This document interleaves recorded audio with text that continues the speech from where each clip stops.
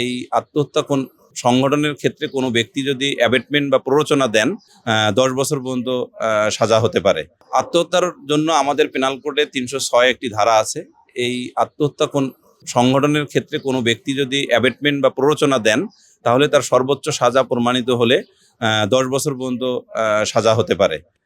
এটা আসলে ডিপেন্ড করবে মাননীয় আদালত যেখানে এই মামলাটি ট্রায়াল হবে উনি সর্বোচ্চ এই ১০ বছরের মধ্যে কতটুকু উনি শাস্তি ইম্পোজ করবেন।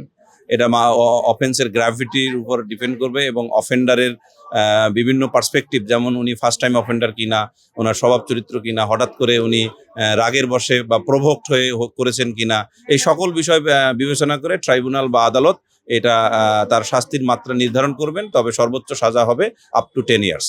হ্যাঁ, এটাও আসলে যদি প্রমাণ করা যায় যে যিনি আত্মহত্যা করেছেন তিনি আসামির প্ররোচনায় আত্মহত্যা করেছেন এবং এই প্ররোচনাটা যদি আদালতে প্রমাণ করা সম্ভব হয়, প্রসিকিউশন যদি তার সমস্ত সাক্ষ্য দিয়ে প্রমাণ করতে সক্ষম হন বিয়ন্ড রিজনেবল ডাউট, তখন ডেফিনেটলি আদালত আপ টু 10 ইয়ার্স পর্যন্ত তার সাজা ইম্পোজ করতে পারেন।